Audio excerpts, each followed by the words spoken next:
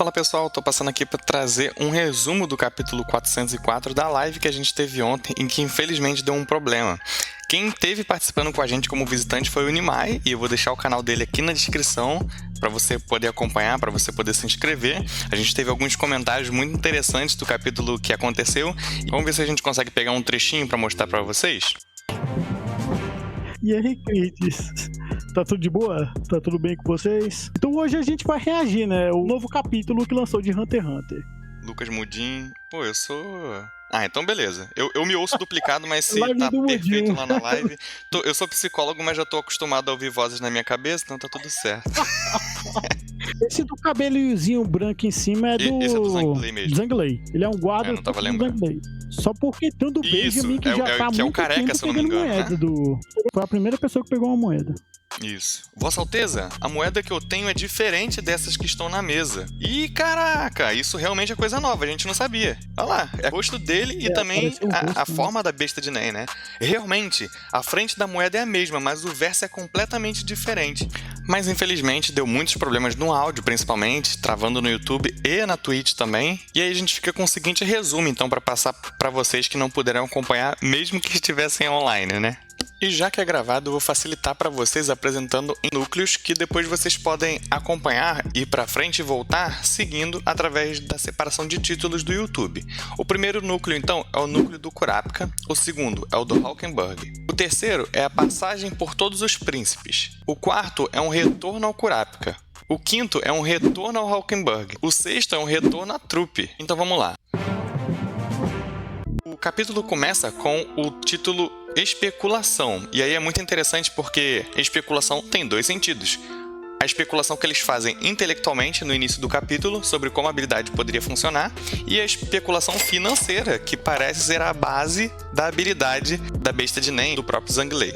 Então a gente tem a compreensão do Kurapika diante das informações do Zangley sobre a besta de Nen e as capacidades ou as possibilidades dessa besta, chegando na conclusão de ser uma besta conjuradora do tipo acumuladora, com um efeito a longo prazo. E aí, esse a longo prazo pode se tratar inclusive de depois da ascensão do Zangley como rei ou como imperador. A longo prazo é que vão se manifestar as habilidades diversas para as pessoas que possuem as moedas em formato de manipulação semi-forçada. E aí, em outras traduções, que é o que a gente já ouviu falar antes em outras situações, seria o pseudo-coercitivo. E aí eles fazem alguns testes, o Kurapika pega a maior moeda que era do próprio Zangley, porque o Coventoba, que é o guarda-mandado do primeiro príncipe, tinha outra que ninguém sabia. Então a maior disponível era do Zangley. E aí ao pegar, ela muda de valor e de desenho. Então, quando ele devolve para o Zangley, o desenho volta ao normal, mas o valor continua como 1, que é um valor baixo. Antes o valor era 10. Aí o Kurapika faz uma conta simples de regressão. Ele calcula a quantidade de moedas, a quantidade de dias, quando essas moedas eram expelidas a cada dia, e ele percebe que está faltando uma. Logo, ele já imagina que seria a obra do Coventoba. Afinal de contas, é a única pessoa que conhecia Nen. Ele chega até na ideia de fazer uma investigação para ver se no dia... O primeiro dia onde a besta poderia ter se manifestado, se ele estava na escala de proteção do príncipe Zangley. Além disso, como vocês podem ver, o Kurapika orienta o Zangley a guardar uma boa quantidade de moedas, afinal de contas é possível que algum efeito esteja ligado à quantidade. E aí, o príncipe, que também é um benfeitor da máfia, concorda com a fala dele e oferece para o Kurapika uma moeda, e o Kurapika aceita. E aí então o Kurapika expõe pra gente mais uma vez a importância entre os três poderes da máfia de Kakin. Por um lado, o Zangley, depois o quarto príncipe, o Tseradnit, ou Seridonihi, como o pessoal chama, e o sétimo, o Lusurus, ou Lusurus. E se esse equilíbrio se quebrar, quem fica numa melhor posição é o próprio Benjamin, que além de ter todo o poder e autoridade do exército de Kakin, também tem guardas com conhecimento denso de Nen. E aí ele só precisa de uma desculpa para que qualquer ordem seja quebrada e ele instaure a lei marcial, como ele vem falando. E além disso, usar a desculpa de proteger os outros príncipes, colocando todo mundo em prisão domiciliar. E aí, como o Kurapika destaca esse poder entre a máfia e em conflito com o exército de Kakin, é importante você relembrar que lá no capítulo 384 é apresentado para a trupe fantasma através do Kenny Wang, que é um dos subchefes da família de Char, como que funciona essa organização, não é bagunça. A máfia de Kakin funciona de uma forma muito diferente. Inclusive, se algum membro da máfia quiser fazer um ataque contra outro membro de outra máfia, claro, de outra família, ele precisa avisar o próprio superior para que o superior avise o outro chefe da outra máfia para que exista um equilíbrio entre até os possíveis conflitos. E aí o que a gente conversou, eu e Nimai, como isso faz sentido considerando que os benfeitores dessas máfias fazem parte de uma mesma família, que é a família real. Afinal de contas, seria muito perigoso esses conflitos que surgem debaixo dos panos aparecerem em cima do tapete, essa sujeira toda. Apesar de talvez ser amplamente conhecido já que eles são os benfeitores. Mas desde que fique descontrolado, pode acabar sobrando de fato para eles e de fato para a família real, que me parece ser o que talvez a Morena esteja começando a fazer. Lembrando que a Morena é a atual chefe da família Rayleigh, que está embaixo da autoridade do Tseraidenit, o quarto príncipe. E por quebrar algumas dessas regras, ou promover com que seus seguidores quebrem essas regras, é que ela está sendo caçada pelas outras duas famílias. E aí, nesse primeiro núcleo, então, a gente finaliza aqui ressaltando como a gente achou engraçado a cara bizarra do Coventobo, parecendo um fantasma, um zumbi de alguma forma, né? E a gente oficializou o Leório como estagiário. Foi uma cena bem curiosa de se ver a roupinha dele, o estilo dele, parece ser completamente um personagem secundário, depois de tanto tempo sem a gente ver. No núcleo do Hawkenberg, a gente tem a explicação mais completa de como a habilidade dele funciona, enquanto ele tá no próprio corpo do Balsam Milko, ou como o Benjamin chamou no capítulo anterior como um apelido, Milko, que é o número 1 no próprio exército do Benjamin. E aí a gente fez esse destaque no contraste do rosto do Hawkenberg, enquanto ele mostrava de um lado claro com os objetivos dele, com os ideais, na verdade, e embaixo com aquela determinação que vai precisar ser cruel e brutal para chegar no topo da Guerra de Sucessão. Chegando no próximo núcleo, a gente leu então a cena dos príncipes na ordem.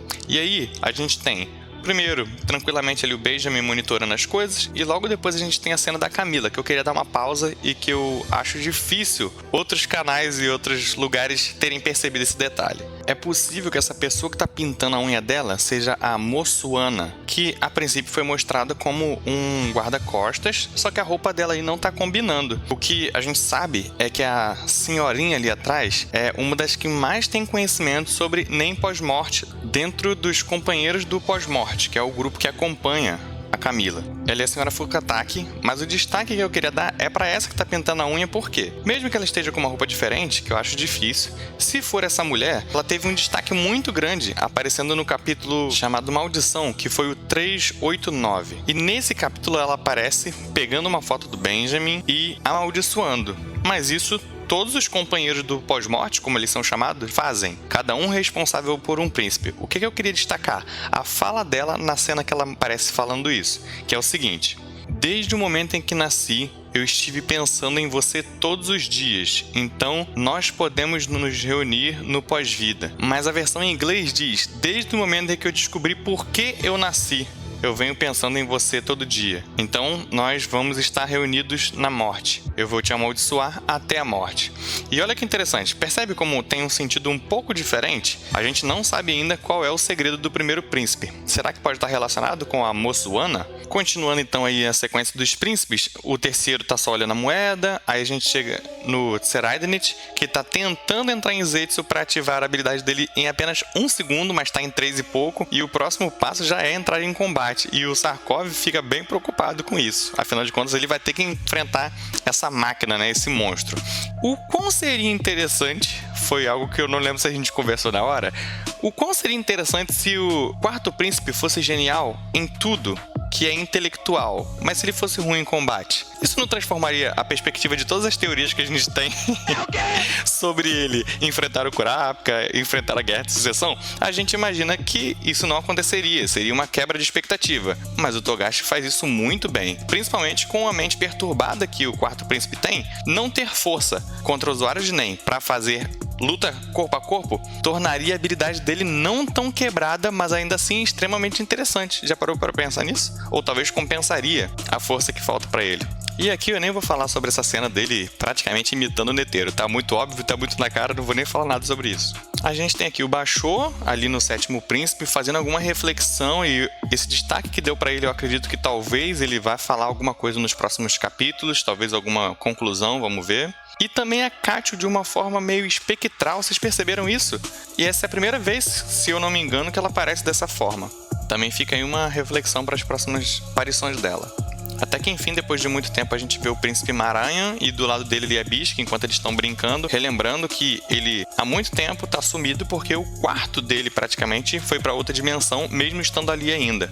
Terminando então essa passagem por todos os príncipes, a gente volta pro quarto 1014 com o Kurapika, já emendando nesse retorno ao Kurapika. É avisado que um guarda da Camila vai participar do próximo treinamento de Nen, e a gente sabe quem é esse guarda provavelmente, porque isso também foi discutido lá por volta do capítulo 389, que é uma das líderes dos companheiros do pós-morte, como é chamado. Provavelmente a Sarah Hell, não sei se existe uma outra pronúncia para o nome dela, que disse lá no outro capítulo que se tinha alguém que faria uma tarefa difícil como essa de entregar a vida pela Camila, seria ela. Apesar de todos estarem ali também para isso. Além disso, é citado o próprio segredo da Camila, e eu aproveitei esse momento para relembrar então as forças que a Camila tem. Agora que ela tá meio que presa e tá ali com os mordomos dela, ou as mordomas, ela possui então os próprios guardas. Esses guardas são compostos por um grupo que são os companheiros do pós-morte, ou outra pronúncia, e também pelos have-nots, como é falado em inglês, que em traduzido ficou os sem nada. E aí, em uma das nossas campanhas, eu peguei esse grupo e eu traduzi por um grupo que facilita entender na nossa realidade, já que a obra apresenta um sistema de castas. Isso me lembrou os Dalit, que são lá da região da Índia e que são apresentados de uma forma muito parecida, apesar de, obviamente, na obra aqui, eles serem quase que amaldiçoados e não terem contato com a realeza, mas a forma como eles são tratados me lembrou muito disso. Então é possível que eu até confunda a expressão por causa da forma como eu usei na nossa campanha. Enfim, então a gente volta para o núcleo do Hulkenberg, que na verdade é meio que também do Benjamin, onde é anunciada a morte dele. E mostra também que o Benjamin quer que, de alguma forma, não haja confusão no meio dessa circunstância de morte. Então ele quer que o funeral seja feito com honras e com certa ordem, além de ser apresentado para todos no navio, afinal de contas, um príncipe faleceu. E nessa cena, o Hulkenberg diz: "Irmão, sou grato a você." E percebe, já foi mostrado o intuito do Benjamin antes, e foi mostrado isso várias vezes. Não parece necessariamente mal, mas ao mesmo tempo, ele quer trazer a honra e a vitória e a firmeza ao que ele chama de a grande árvore de Kakin. Então, apesar desse conflito do Hulkenberg de um lado, tem um cara que não é mal, mas que ele vai precisar matar, do outro lado tem esse cara que não é mal, mas quer firmar a forma atual de governo que acontece, que na verdade provoca e promove a morte de irmão contra irmão, que é totalmente diferente daquilo que o Hulkenberg acredita. E aí uma forma que poderia ser interpretado esse "sou grato a você" seria: "Obrigado, posso morrer porque o reino está nas mãos de alguém que não é mal." Ou "Obrigado, porque posso ser alguém com essa determinação, mas para impedir que essa destruição continue." E esse é o momento de explicar então a habilidade do Hulkenberg. Em resumo, o poder dele é transferência de consciência. E o que a obra então explica nesse último capítulo? A flecha troca a consciência de um marcado com a pena da besta de Nen do Hulkenberg. Então é tanto os aliados quanto ele mesmo. Troca a consciência pela pessoa atingida. E o corpo do aliado já desmaia na hora quando isso acontece. As duas consciências então trocam de corpo enquanto os dois corpos estão vivos, mas apenas um dos corpos fica despertado e a prioridade para ficar acordado é de quem usou a habilidade. Se um morrer, a que estava no corpo morto retorna ao outro corpo. Mas a hipótese que o Hulkenberg está tentando com o próprio corpo é: então o que acontece com a consciência do alvo atingido quando ele perde tanto o corpo original quanto o corpo atual que está possuído? E aí ele está confiando na besta guardiã dele para ajudar rumo à vitória, desde que debaixo das condições necessárias. Ele entende o risco que ele precisa correr, assim como seus aliados estão correndo para provar a determinação, e se colocar em risco dessa forma é o que me leva a pensar que ele estava falando que vai sacrificar o próprio Benjamin quando ele agradece ao irmão dele, já que o Benjamin vai sim ser sacrificado de uma forma nobre, não por ódio do Hulkenberg, mas no meio desse trajeto até a construção de uma nação ideal com respeito e determinação, como o Hulkenberg fala. Já caminhando para o final do capítulo, no fundo lá do anúncio da morte do Hulkenberg, a gente tem mais uma vez a visão da trupe fantasma. E aí uma fala muito curiosa do Nobunaga sobre a máfia Rayleigh. Ele diz que quer confirmar alguma coisa com o Char e com o Shiryu, e dependendo da resposta, vai ser guerra total. E aí guerra total para mim na fala do Nobunaga é contra todos, não é contra uma das máfias que deu uma resposta errada, é contra todos mesmo. Que pergunta pode ser essa então que ele quer fazer? Talvez os outros já tenham Hisoka e estão protegendo eles? Ah, isso vai ser inaceitável, então guerra total. Ou talvez existe alguma conexão entre as máfias que podem ter uma relação com a cidade Meteoro?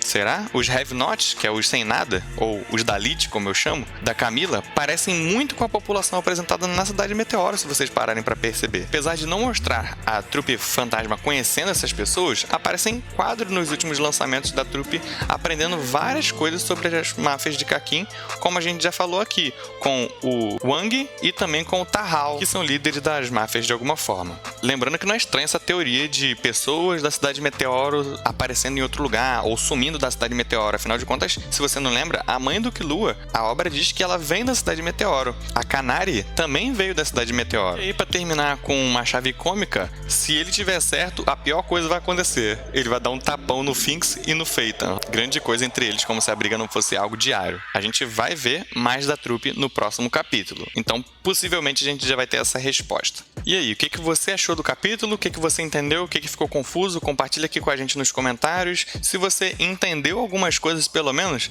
deixa o like e chama outras pessoas para participarem do nosso servidor, do nosso canal. Você pode também acompanhar a gente pela Twitch. E nos próximos capítulos, os próximos lançamentos, vamos ver se a gente consegue postar mais uma vez a live sem dar problema, beleza? A gente se vê então na próxima, ou num próximo vídeo do servidor, no próximo vídeo de RPG.